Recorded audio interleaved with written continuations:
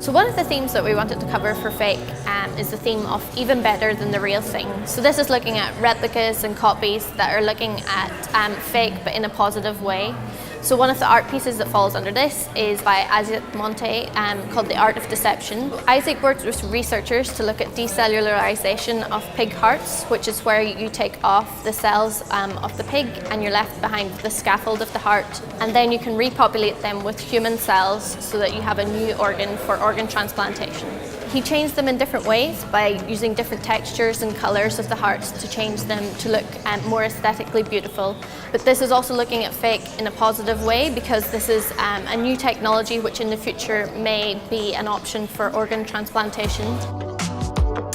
Essentially it's an algorithmic producer-songwriter. We actually pull tweets, then those lyrics are actually read by the Mac Siri voice, and we vocode those in our songwriter realization. So it's doing that all in real time. There's no kind of master library of tens of thousands of songs. It's generating them on demand, like one after the other. So in Shanzhai Archeology, the products that are on display are all real products and are phones that can be made in a variety of different ways. Little ones you can smuggle into prison, different characters that you like. It really is looking at the positive innovation that's coming out of that area, and the technology that they're able to do is really advanced. And I had found this study and I was fascinated by the differences between fake and real laughter. If you speed up a laugh or lessen its duration by 33%, a fake laugh, and you adjust its pitch a little bit based on whether you have a high-pitched voice or a low-pitched voice, that people perceive them as more real. Fake laughter comes from your vocal system. It's different from real or guttural laughter, which comes from a different system in your body. So when you fake laugh, you are speaking that laugh, and you've evolved to speak it to fit in or to be part of your community in a different way. So Fear and Loathing in GTA 5 is a piece where the artist used the in-game camera for the in-game character and took pictures and then displayed them, as you can see behind me, in this very artistic way. It's only when you study them closely that you can see that there's this kind of uncanny valley where the faces don't look quite real and there's something off about the buildings.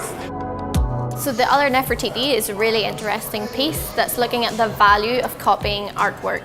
The artists went into the museum that was displaying the real Nefertiti bust and took a 3D scan of it and released the information online, so anyone who wants to and has the means to can create the artwork for themselves. More and more we're losing old art sculptures, and if we have the means there to replicate it, it means we will be able to keep it forever.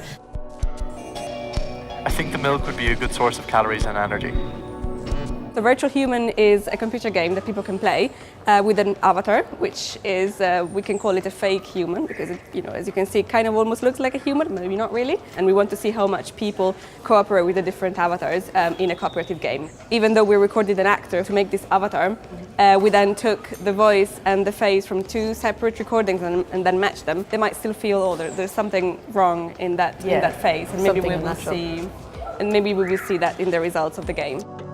Does Not Equal is looking at how only 1% of the world's vanilla is real vanilla, and it's looking at synthetic replacements for the vanilla. If they're more ethically made and less labour intensive and less environmentally detrimental, actually is it a positive thing to have a synthetic product as a replacement for the real thing? This is also similar to the modular mechanics hairy armchair, where we're looking at fake versus real fabrics and looking at different ways that these can be made, so fake fur versus real fur and plastic wood versus real wood.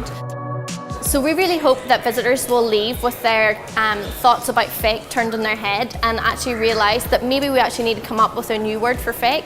Maybe alternative, replacement, synthetic is a better word, because fake has these connotations of being negative, but actually lots of fakes are positive.